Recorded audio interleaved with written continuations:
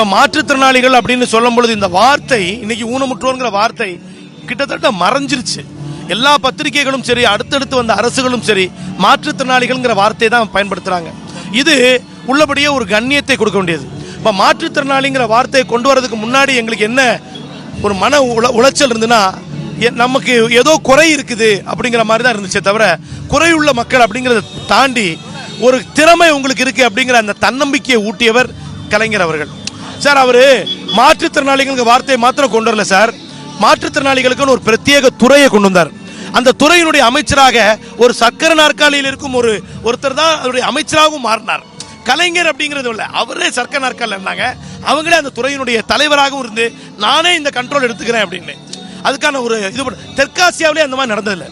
நம்ம கிட்ட கொண்டு வந்ததுக்கு அப்புறம் தான் மத்திய அரசு கூட ஒரு தனி துறையை உருவாக்கணுங்கிற சிந்தனை கூட இப்ப டிபார்ட்மெண்ட் ஆஃப் டிசபிலிட்டி அஃபேர்ஸ்னு அவங்களுக்கு அப்பதான் தோணுச்சு. நாம இருக்கிற லெவலே வேற சார், நம்ம ஆல்டர்னேட்டிவ்லி ஏபிள்டுன்னு சொல்றோம். ஆனா மத்திய அரசாங்கம் பாருங்க, திவ்யாங் ஜன் அப்படின்றா, தெய்வாம்சம் பொருந்திய உடலை உடையவர்கள் அப்படிங்கிற வார்த்தையெல்லாம் சொல்றாங்க. நம்மளுக்கு ரொம்ப சயின்டிபிக். இப்ப லேபிளிங் தியரி எல்லாம் தூக்கி அடிச்சு உடைச்சிட்டார். உண்மையிலே சொல்லப்போனா மாற்றுத்திறனாளிகள் ஒன்றுக்கு மேற்பட்ட மாற்றுத்திறனாளிகள் சொல்லுவாங்க, ஒன்றுக்கு மேற்பட்ட குறைபாடு இருந்தா அவர்களுக்கான ஒரு பிரத்யேக நிறுவனம் எங்க இருக்குன்னா சார், நமக்கு முட்டுக்காடுல இருக்கு. இப்ப நீங்க தெற்காசியாவில் எங்க ஒருத்தருக்கு ஒன்றுக்கு மேற்பட்ட ஊனம் இருக்கு, அவங்களுக்கான தெரப்பி எடுக்கணும்னா அவங்க தமிழ்நாட்டில் சென்னைக்கு தான் வந்தாகணும். அதை கொண்டு வந்தவர் கலைஞர். கண்ணொளி திட்டமா இருக்கட்டும், தன்னுடைய பாதிப்பு ஒன்று வந்துச்சுன்னா அந்த பாதிப்பு எல்லாருக்குமான பாதிப்புன்னு பார்க்குற கண்ணோட்டம், அதுக்கு பேர் எம்பத்தின்னு சோசியல் ஒர்க்ல சொல்லுவாங்க. அந்த எம்பத்தி அவர்கிட்ட இருந்துச்சு.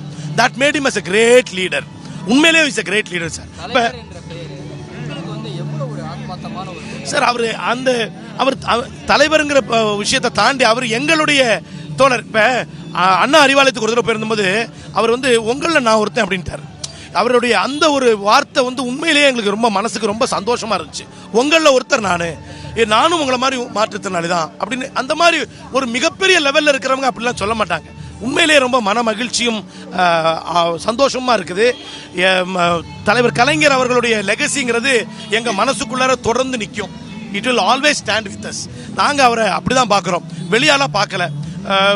அவர் நிறைய செஞ்சிருக்காரு சார். அதாவது எப்படின்னா, மாற்றுத்திறனாளிகள் பெட்டி இருக்குல்ல ரயில்வேல, அதுல மாற்றுத்திறனாளிகள் ரிசர்வேஷன் பண்ணி தான் போகணும்னு சொல்லும்போது அதை உடைச்சு சாதாரண மாற்றுத்திறனாளி வெறும் அன்ரிசர்வ் டிக்கெட்ல இருக்கிறவங்க கூட போகலாம் அப்படிங்கறத கொண்டு, இந்த மாதிரி அவர் வெளியில சொல்லாத நிறைய விஷயங்களை மாற்றுத்திறனாளி செஞ்சிருக்காங்க.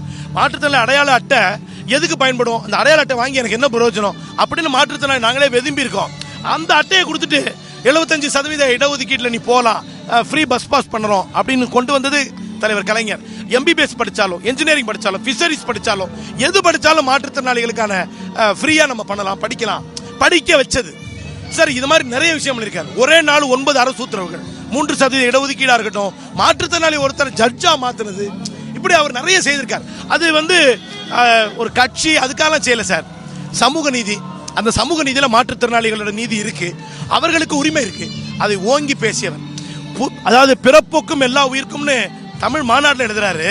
ஆனால் மாற்றுத்திறனாளிகளுக்கான பிரத்யேக மானிய கோரிக்கையில் என்ன எழுதுறாருன்னா, பொறியின்மை யாருக்கும் பழி என்று, யாரு செஞ்ச குத்தமும் இல்ல மாற்றுத்திறனாளியா பிறக்கிறது, அறிவறிந்த ஆழ்வினை, அதை கொண்டு அறிவை கொண்டு ஆளாம போனா அதுதான் தவறு, தெரிஞ்சுக்க வேண்டிய விஷயத்தை தெரிஞ்சுக்கலனா அதுதான் தவறு, மாற்றுத்திறனாளியா பிறக்கிறது தவறு இல்லை என்பதை ஓங்கி சாசனம் மாதிரி பட்டாங்கில் உள்ளபடின்னு சொல்றோம் பாருங்க, சாசனம் மாதிரி முதல் மானிய கோரிக்கை எழுதுறாரு.